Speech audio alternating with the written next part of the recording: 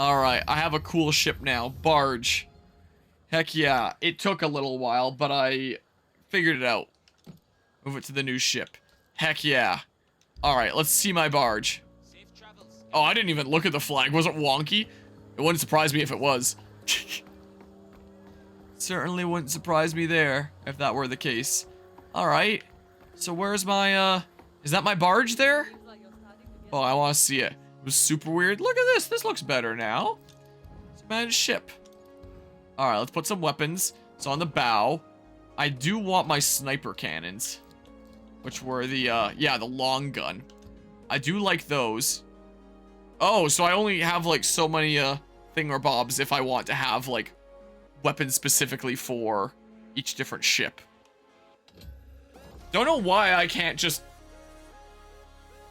Realistically, if I could only take one ship out at a time, then why not have this one instance of cannons that I have assigned to both? Because all it saves is like the menuing time of like switching it from one ship to another each time. But if I can only take one out at a time, it doesn't make any difference anyway. So like, why not do that? Unless I can assign like some NPCs to take over my other ships or something like that. But yeah, yeah, you can customize it. You can customize like your sails and stuff like that in Black Flag and your figurehead, like some minor things. You couldn't do this. The ship combat and the ship customizability in this game is a lot better than Black Flag. That's about it. Everything else in Black Flag is so much better. Alright, so these were the ones that I was using here. So yeah, out either side. And then my back cannons here. So I guess that symbol means like it's a different ammo type than just culverins, or maybe I want demi cannons for something a little bit different. Still like symmetrical left and right. Yeah. Okay. Also, I'm seeing that I'm seeing the notches down there for like my ship level, where it's like, I guess if I put on enough firepower, it could go all the way up to 4. If I put on just like the most amazing cannons ever. Okay. Armor. I don't have any armor right now. And furniture. My thingamabobs. Increase damage by 15% for crew attack for 30 seconds. I only have major things. Oh, that's not a major thing. Increases repair amount of repair weapons by 30% for ships with less than 33% of hull health. Repair amount of repair weapons. I don't understand what this means. Also, what is this right now? Mice on Venus by Curly is what this is. Interesting. Max out the politician deck confidant has been maxed out like you recommended in PS5 Royal. Nice. Because yeah, I think his cutoff is like November or something like that. When everyone else you get a lot more time with. But yeah, he's a little bit earlier, so he's a good one to max out early. Yeah, the marked thingamabob. Yeah, sure. Equip that, and then increase repair amount from repair weapons. I don't know what a repair weapon is, but hey. Sure. Ship cosmetics. My ship is almost counting as level 4. Alright, sails. It'd be nice if I could actually use the right stick to look around here a little bit more. I want black sails. Maybe I should buy that. I have a decent bit of funds here, 1791. Okay. It's changing the ship color of parts of my hull as well. Is it? Maybe this is just a trick of the light. So I'm about to say I wish I could zoom out more and see that all. That's what I kind of wish. Oh, I can only do that one. It's a time-limited thing. FOMO there. That one's kind of cool, but it requires Kingpin. These ones are ones that you can only get by paying real-world money. Because, of course. Maybe I'll just get this for now. Something or other. Black and the grays. For like a little bit of contrast. So they're a bit different. The dark blue looks kind of nice now. Nice getting there on the social stats. This one's expensive though. Alright, I'm going broke. Wait, if I do this, I won't be able to fast travel. Screw it. I want a cool ship. I'll feel good by trekking around. Stuff. Now I only have 291. Do I not have any currently unlocked figureheads? Oh, wow, okay. Rusty thingamabob. Yeah, I can't afford any other things here. Oh, that looks kind of cool. But I can't afford it.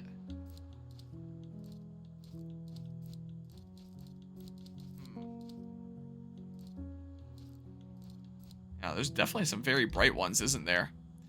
Alright, I have this ornament. I have these ornaments. Get off my ship. Darn freebooters. But yeah. The Sojo Palace? Do you mean like the Sai Palace there, the casino and stuff? And yeah, that is what occurs. Insatiable. That's the only option I have right now. Juxtaposition between this game's reception and Helldivers 2. Yeah, that's been something really crazy recently. There was a Moist Critical video that came out earlier today, and sometimes I like tuning into his stuff while I'm doing like making thumbnails and setting stuff up, because his stuff is the kind of thing that's really easy to listen to, because it's pretty much just something to listen to. There's very rarely all that much visual stuff going on. So I listened to that, and he was talking about how there's big releases like this that aren't really doing super well. It used to be that like so many big studios were basically controlling like the market so much and no one else was really getting much of a chance. But nowadays it's seeming like it's more of the opposite, where it's like you've got like these big games that are coming out like Skull and Bones or the Suicide Squad game that are just getting like almost no reception, and if they are, it's usually for bad reasons, like I'm doing largely here with Skull and Bones right now. Whereas you've got games like recently like Lethal Company, like Pal World, like Helldivers 2 that have just blown up so much out of nowhere and are hopefully gonna make these big studios rethink their games, and that like they can put in all these millions of dollars, but maybe they should actually be making something that is genuinely really fun to play and people get into, that made games like Pal World, Lethal Company, and Helldivers 2 as some good recent examples really take off as much as they can. And it's really cool to see the industry kind of going in that kind of direction stuff, you know? When am I ever really gonna be looking at my wheel? But yeah, I can't really put anything else on right now. But yeah, before you get mementos cleared first, before you commit to the palace on Halloween 2 in game, so good to max a politician before you end in November? I don't understand the question. But yeah. Your game's gonna get criticized so much, probably not gonna get any attention, but still want to do it anyway. Yeah, a cool, fun thing to do as a passion project. I started this channel not thinking it was gonna get any attention. And, like, it's gotten some here. It's nowhere near what the kind of thing where it's like, oh, I can totally just become, like, a content creator full-time. But I don't care. I'm doing this because I'm having fun with it and stuff. And that's the way that you should handle stuff like this. But, yeah. But, yeah, you never know and stuff, but one can hope for the best. Yeah, I only have this right now. But yeah, let's see here. I don't have any options here right now or anything anyway. Here's my firework. Whoa, because I pre-ordered this god-awful game. Look, my ship's not half bad now, right? Should I make a cool name for it? What was this called again? A barge? Something like that? I don't know if anyone has like a cool ship name. Maybe I'll call it that later. Yeah, so now I have these different ships here. Yeah. So, guess I'll set sail. Let's look at our new ship. Let's have a look at it. Wow, I wish that this zoomed out a little bit more. I'll see it in a hot second, my full ship here. Hold on. Look at this. And now I should go to the main story objective. I know I can't fast travel because I'm broke. So I'm just gonna set a course this way. I'll leave my camera off for a hot second so we can see this. Okay, look at this ship that I have now. It's still a pretty tiny little thing, but hey, I has a decent little ship here. But yeah, get on top of things before you're all detained and stuff happens. But yeah, look at this. Helldivers 2 has reignited the many political debates about Starship Trooper. I have no idea what Starship Trooper is. I have no idea that there was political debates about it. That's the news to me. Yeah, look at this. Starship Troopers. Okay, I still don't know what it means though. Giant's Leap. Old movie / book. Huh. Interesting. You have anything cool? I can get silver and stuff. I can test out my new ship here. That's what I could do. Let's test it out. Whoa. That's fine. Oh, there's another one coming after me. Okay, then, what are these things hanging out off their sides anyway? So then crew boarding? Did I grab you? And we... Look how strong my crew is. It's so funny. They just start pulling and the ship comes right over there. They are so strong. It's so hilarious to me. All right, well, if you come close to me, I'll fight you. Wait, what do you have anyway? Okay, this is fine. This is fine. My sail's always gonna be pointing towards the left here. I don't really understand much of the point of this. Look at this guy. He's just out here living his best life. Oh, there's stuff and things. Okay. I'll grab those stuff and things. Thank you. But yeah. We're back to this being the game now. Sailing simulator. What's this? Why was that yellow? Who knows? Why is this yellow? Who knows? Yeah. Time to sail for the next, like, 10 minutes. Because I'm too broke to fast travel. Pokemon just announced the presents? Okay. So is it on, Pokemon Day proper? And what day is Pokemon Day again? I don't even remember. I know it's towards the end of February. Sending a link. Alrighty. Yeah, let's see here. On good ol' X. Let's see. Let's have a look-see. Oh, adjust my course here real quick. To the right-ish. Hopefully I don't ram that guy. Did somebody say Pokemon Presents? Tune into our official YouTube channel at 6 a.m. PST on February 27th to view exciting Pokemon news. Celebration of Pokemon Day 2024. You know, there was a time that I used to be excited for Pokemon Presents. Nowadays, I'm always just worried. There might not be a website yet, but there's the official tweet right now. Uncut Garment. I still don't know what that's for. For? So. But yeah. The time for terror is now. Yeah. What the heck is going on over there? I guess there's two ships. Are they fighting? Are they battling it out here? Okay, you have acacia planks that I need for something, apparently. This guy has a treasure map and grilled bread. Time to die. Okay. Well, let's see here. Nice. Okay, and then side cannons. Okay. Loot stuff. I get that treasure map and stuff. Still don't think there's a collecting. Well, it collects it when it's there. And makes the collecting sound and stuff. Alright, so I may as well go through here. But yeah, Spike Chunsoft was leaked on their website last year and was moved the day before the presents. Yeah, I remember that happening. www.mmoxp. I bet you that's not gonna direct me to malware. Surely not. Well, you're an easy target here and I'm going right past, so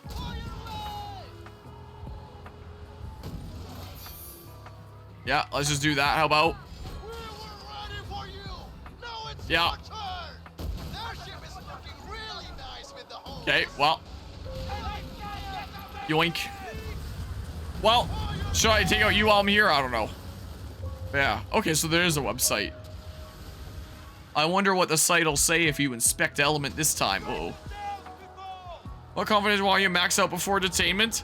I don't know. I think that there's some other shorter ones, but I wouldn't remember. Whoa. This is probably not the time to be doing this. Can I back out? Can I back out? Can I just go? Go, go, go, go, go, go,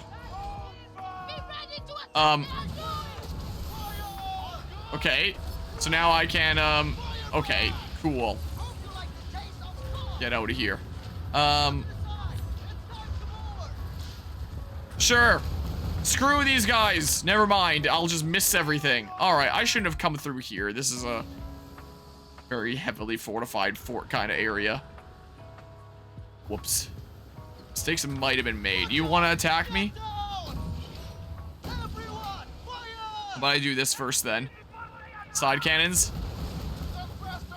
Oh. I can do that. Now very hostile.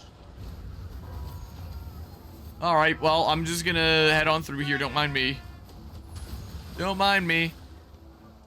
Yeah, let's hope not. That would be really soon if they did. They're usually doing like one remake per console, so I figured no way that they do it. And maybe instances like Pal World will send a message to the Pokemon company of, hey, maybe we should actually take a little bit more time with our games now that like, these other things that are potential competition are actually starting to sell well. Oh. Don't know what's up with that. Alright, so should I stop somewhere? I should probably stop there and pay to repair my ship. So I should probably do. But yeah. Yeah. Unless it's like a new Spike Chunsoft Pokemon Mystery Dungeon game. I would very much like that. Imagine if they announced like a new Pokemon Mystery Dungeon game or Pokemon Conquest 2/remake or whatever the heck. How cool would that be? I don't think. I was about to say I don't think we'll get anything cool like that happening. At least with Pokemon Conquest. Mystery Dungeon is definitely a maybe. Here's hoping. Yeah, dude, Spike Chunsoft Mystery Dungeon Ilka style? No, what if it was Ilka that was making the new Pokemon Mystery Dungeon? What if? Even worse. More things to harvest. No, I'm just saying, like, what if? I know there's no way, but, and I doubt it to the thing that you said. I'm just saying it as, like, a fun possibility. That's all it is. Alright, let's go. Release the sails. But yeah. Yeah, they can get that. Like, it's not like it's a patented kind of thing, and even if it was, the Pokemon Company would be like, here you go, here's the stuff that you build off of.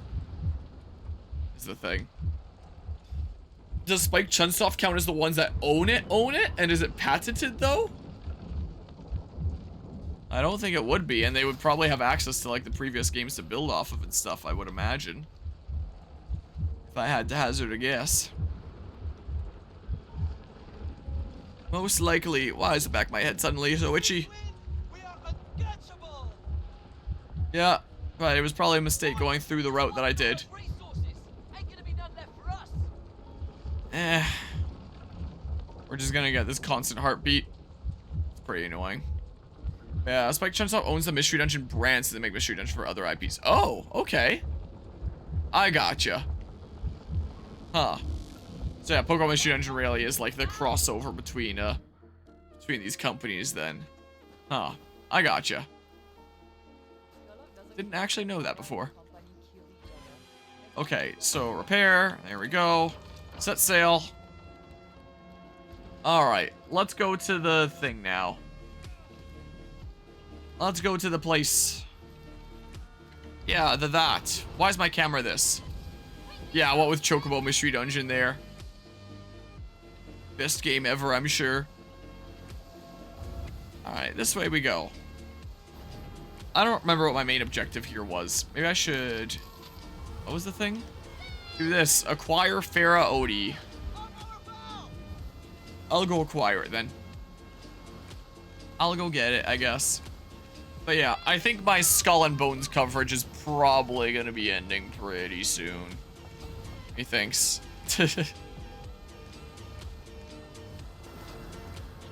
Oh, uncut sapphires that I apparently need, but, I'm just going to the objective now, I think. I'll just go there. That's what I shall do. So, it would be things like this. Okay. Fara Voyagers. Okay. Yeah. Sadly. Crazy to think that there was a time that I was excited for this game. Well over half a decade ago. Now here it is. And, oh. Okay. Reload that. What's that weird visual effect there? Okay. Okay, and then, yeah, these cannons are pretty nice. I quite like them. Alright. Do that. And then just use the most strength ever to... It's so goofy, the ship pulling over. They just do it so fast. Just one good tug and... we're together. Oh, man, it's so goofy. Alright, well... Alright. Here's my sniping shots. Nice. Nice. Thank you.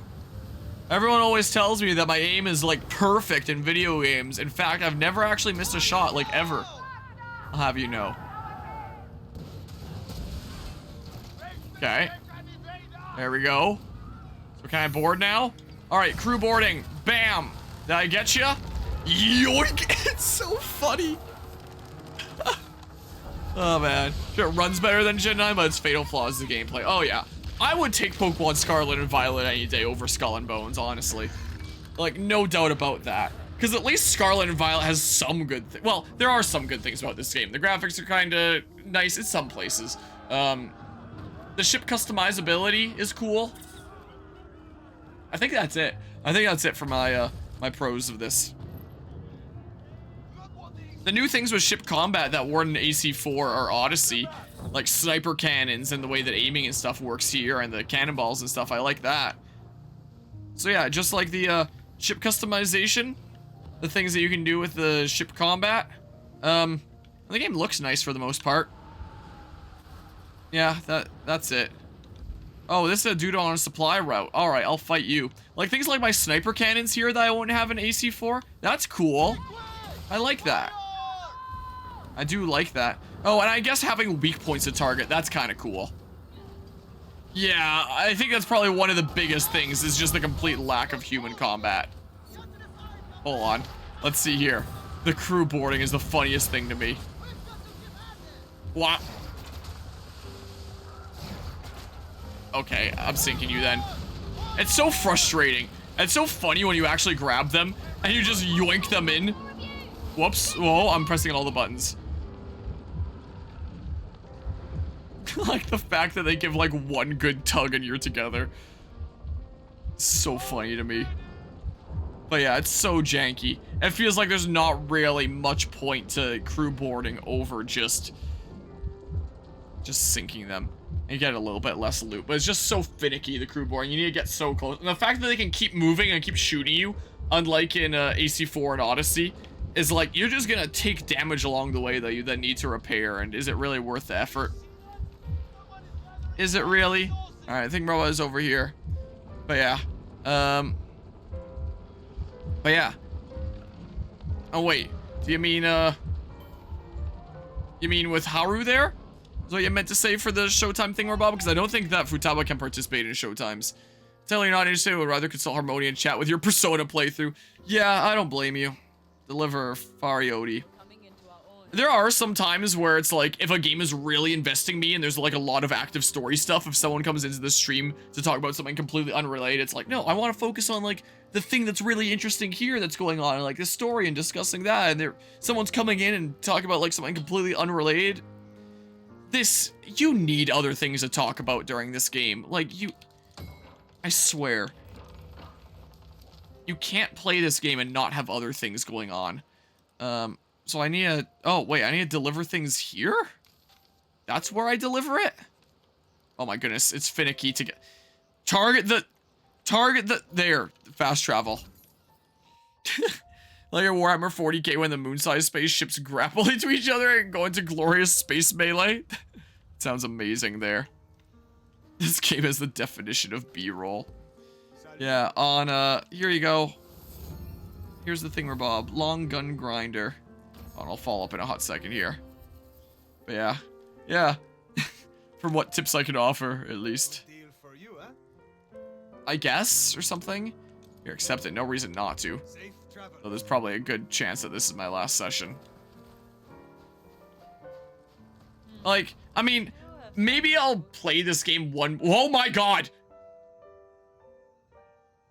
Or maybe not at all. Maybe I just won't touch it at all. I was gonna say that maybe I'll play it again when, like, the first season comes out and just show what's going on with that. But, you know, or maybe I'll just be like, you know what, screw that noise. Maybe I just shouldn't, as a matter of fact.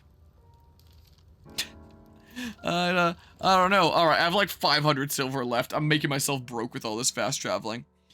But on the note about this game being, whoa, basically like B-roll, I figured for two reasons. People say that talking to their plants and stuff will help them grow even better and stuff. And also because I was like, hey, here's something else to talk about that isn't this game. I brought a couple of my plants to game with me. You can't even really see them. They kind of vanish into the darkness here. because like they're mostly stem and then like the leaves are kind of dark and blend in. If I go to only camera, you can probably see them here. But yeah, I brought 2 of my plants here to game with me today. So here's like something actually interesting, more interesting than this game. So this is my biggest seed-grown haskap now. So yeah, last summer when I went to this this haskap farm, which was a new berry that I had only found out about like earlier last year, I went to this U-Picket farm. I picked some berries. I thought they were pretty good, so I seeded some and I planted the seeds. And this is my biggest one. Most of them, which are on my desk at work, are still relatively small, maybe like yay big, something like that, and just now starting to develop branches. This is the one that's gone crazy. I have 2 other bigger ones, but this is my craziest one by far. So this was like its initial shoot of growth, and then it stopped here. It's now getting a new shoot of growth from there. It did this branch a little while back, and then stopped. It is now getting this new growth here. It's been developing these 2 new branches in the front here, and now it's developing even more new branches. Look at this in the bottom, where it's like, that's a new branch, that's a new branch, and then all along this here, it's like, you can see like the buds of like 3 new branches coming up there, of like here, here, here, and I think, yeah, there's another one lower down there. It's just exploding.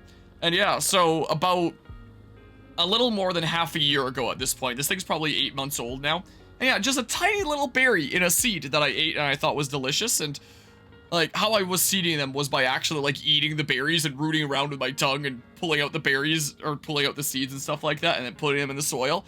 And this is one of them. And now it's, like, a pretty decently sized plant. And so, most of them, because they're still really tiny, I probably won't plant them this season. Most of my small ones, since they're still, like, really tiny. But this one here, this one might actually like to go into the ground this spring, because it's like a pretty decent size. It might like being able to spread its roots wherever it likes instead of being confined to my 3D printed pot here and stuff.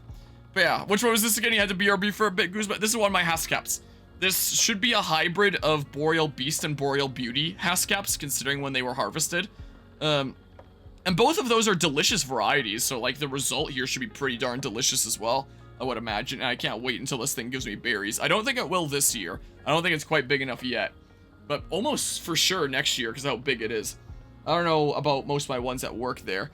Tart or sweet? The Boreal Beast ones are a little bit tartar. The Boreal Beauty ones are a little bit sweeter. Both of them have like hints of tartness and sweetness, but that's generally how it goes, is the Beast ones are a little bit tartar, the Beauty ones are a little bit sweeter. This is hybrids of that, so it'll be like a combination, but it's like a really nice kind of mix of tart and sweet, even with the Beast ones. So if this is like a kind of middle ground of that, I wouldn't mind. That actually sounds like it'd be really delicious. So I'm actually quite looking forward to seeing what the berries of this taste like. I'm sure they'll be delicious. I have no doubt about that. And then my other cool plant that I brought along to play games with me right now is one of my apple trees. I have 7 apple trees, 4 of which came from one tree, which was a Prairie Sensation apple. And the other 3 came from a type of red-fleshed apple that I still don't know what the species is. But it's red, is the thing. Its leaves develop red when they're new, and then they, like, turn green as they begin to develop. So, like, the very first, like, new, you can just barely see the new leaf that's coming in there, is completely red. This one is still pretty much completely red here. These ones are, like, half green, half red. This one's still pretty red. This one is starting to get hints of green. You can see just a little bit of green at the top there that's starting to come in. This one here is almost completely green now. It still has some little spots of red. And then these ones down here that are a little bit older are basically completely green. And I've never seen a tree do this. Its siblings that came from seeds in the same plant don't do this. Can't see it. What, the fact that it's red there at the top, and the whole stem is red as well is the case, which is really cool. And then, yeah, as the leaves develop, they slowly turn green. So I really hope that the apples of this one are good, but even if they're not, I might still like to plant this one ornamentally down the line, just because it'd be really cool in the spring when, like, the buds open into the new leaves for this season, and then, like, they're all red in the spring, since the new leaves are red on this thing. I think that would be really cool. So it would be like a really cool red color in both the fall, when the leaves lose their chlorophyll, and in the spring, when the new colors are, or when the new leaves are coming in. So I think that that'd be really cool. So yeah, these kinds of apples were ones that had red flesh. So most apples will have like white or yellowish kind of flesh. The inside of these ones that I got these apples from were red. And apparently those kinds of apples are actually really healthy because apparently the gene responsible for making them red is like an antioxidant and stuff. I thought that was really cool. And so I planted several of them. And the other ones just basically look like this but with green leaves. But this is the only one of my 3 that starts out red at the top. And I think that's really cool. So in like my row of 7 apple trees there's just this one that has like the red top. And I think that's really cool. So it's my favorite one there. And I think that's really cool.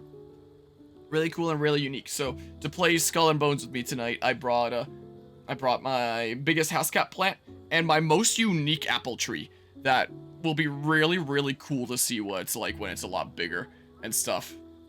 But yeah, I mean, yeah, that might well be the case there because I feel like it's pretty striking with how reddish it is there, which I think is really darn neato because I've never seen a tree like that. And I did a little bit of research into red-fleshed apples, and apparently, they're caused by, like, some sort of mutation out in the wild originally that, made this one gene be reflected, like, 5 times or something greater in these trees than they would normally be, and that's what gave the apples their red flesh color. And how scientists figured that out is they apparently, like, put a whole bunch of this gene in leaves to see if they would turn red, and they did. So, and I forget exactly what the gene was called. I could look it up. And that means that this tree is programmed to put a lot of that gene in the leaves. I don't know if for sure it'll be in the apples yet. Like, it could be completely separate genetic code responsible for that, so time will tell. But I really hope that they give me some really cool, delicious red-fleshed apples, and that it'll be awesome. But yeah, my other two apple trees that came from the red flesh variety don't do that. They just, well, they have a little bit of reddish along the stem. But they don't have any red leaves. This is my only one that has red leaves. So, I sure did, I think. And across my whole green room, I don't have anything that's, like, not green. This is the only thing that's, like, this striking red. So it, like, stands out in the middle of my green room, and I think it's really cool. Also, because most apple types don't breed true to type, like, they're self-sterile, you need to have a different cross-pollinator to pollinate them for genetic diversity and stuff. That means that all of my 7 apple trees are technically, like, different varieties. Is the case. I have 4 of one particular cross and then 3 of another cross. And even the same apples I have, like, within the same group will be, like, slightly different genetically. As can be seen with this one having red leaves when the others don't, even despite coming from the same apple. Because as I found out by doing research online, apparently each seed that's made is like a whole separate pollination event, and it'll tinker around with its genetic makeup a little bit differently, which is kind of cool. It makes sense for genetic diversity and stuff like that. So if I do grow these to like a good size one day and get like apples and stuff, I can just name the species because it's like my own unique variety and stuff. I'll probably see what the apples are like one day before I give them any names, but yeah, I can name my own unique apple species here. Smells like a rat to me. Certainly stinks of rat's piss. Another captain fuck up. Waiting to stain these cars. This is really fitting music right now. I'm glad I have my playlist going. Never you mind. My agents will find the missing cargo and hang the rat by its tail. You keep piling driftwood on the French. I want them burnt to a crisp. Okay, is this still all this game is? It's just doing missions for this guy and doing like side quests and stuff. There's like, for Skurlock to devise a plan to recover his lost shipment. The Creole and the Okra. The Okra is doing fantastic. Like all the Okra is looking like very happy, healthy. The Creole, not so much actually. The Creole has been drooping its leaves. Like, its stems still look pretty straight and healthy, but the leaves have been drooping and looking not super great. So I did some research into them, and because they're meant to be grown in Louisiana, which is a hot and humid climate, I was like, huh, maybe I should make this a hot and humid climate. So I've put them into my 3D printing enclosure, because I don't use it for 3D printing. My printer, I just have it, like, open air over there in the corner. Like, none of the plastics that I print with are ones that need the surrounding air around it to be hot, so, like, I don't bother with my enclosure. And besides, like, an enclosure around the whole thing isn't very good anyway. I was just talking about it with my cousin the other day, because, like, if you want to print in like these plastics that need the air around it to be hot, it's better to just have like a proper enclosure printer, because if I put an enclosure around that, then it heats up things that shouldn't be heated up, like the display and all the electronics. Whereas if you get a printer that specifically has an enclosure, then it just keeps the specific part that needs to be enclosed, and the other parts are kept externally. So if I ever want to print with something like that, I'll just contact him and have him use his printers. So I don't use my enclosure, but it's this like tent thingamabob with a see-through side so you can see what's being printed. It has like an opening to like vent out any fumes / run cables in and out, and the surface inside is reflective, so it'll bounce around light, and it's meant to like trap in heat and I guess humidity and stuff as well. Like in the case of 3D printing, probably lack of humidity, but in my case, lots of humidity. So because Creole tomatoes like lots of humidity and lots of heat, I set up my 3D printing enclosure on the ground underneath my grow light. I ran a heating pad that I ordered off of Amazon into the enclosure that I placed their pots on so their roots get a little bit warmer. I took a spray bottle of water and just sprayed the whole thing down on the inside to make it so dang humid in there. And I sealed up the enclosure with a little bit of a vent on the side so that they're not like suffocating or anything like that. And some of them are still looking a little bit iffy. Some of them look like they might be bouncing back. So I might be able to save them here just by mimicking the Louisiana climate as best I can with my 3D printing enclosure. So even though I'll probably never use it for 3D printing, it is serving a purpose as a little bit of a greenhouse that I'm going to use for grafting later, but is currently being used to save the Creole tomatoes. So yeah, there's that. So they might be making a recovery, and we'll see here. So I might be able to get some Creole tomatoes, but it seems like it's a decent bit of a workload here, and they're clearly not meant for an environment as dry as this. So if I do manage to get one, and I do get them to fruit, I might just try to cross-pollinate them with some of my tomatoes that I'm growing here that are used to this climate, and then maybe the combination of a Canadian tomato over here and Creole, the new hybrid, would be able to maybe last here, and then I can have like a Canadian Creole hybrid thingamabob that could grow here a little bit better. I don't know. I'm gonna try. So that's my current effort with the Creole tomatoes. So that's what's going on there. Can't even tell which one the okra is. I can grab it and show it and stuff. It's more interesting than Skull and Bones anyway. Is the case here. But yeah, I'm pretty confused for some reason. Can't comprehend how it works even when it's explained to you. I don't understand like the nitty gritty or anything like that, but I do understand like, hey, cross-pollination happens and like a whole bunch of genetic makeup is like decide and stuff. Don't know how dominant / recessive genes work, but I know that that's a thing there, and I guess the gene for red leaves and stuff took over in this one, but not my other two ones. But yeah, wouldn't that be cool? So I'm gonna try and make it. I will see if that's a thing that I can make. But here, I can grab an okra and or some other things. It's more interesting than Skull and Bones, so well, I'll be back in a few minutes here, I guess, or something or other.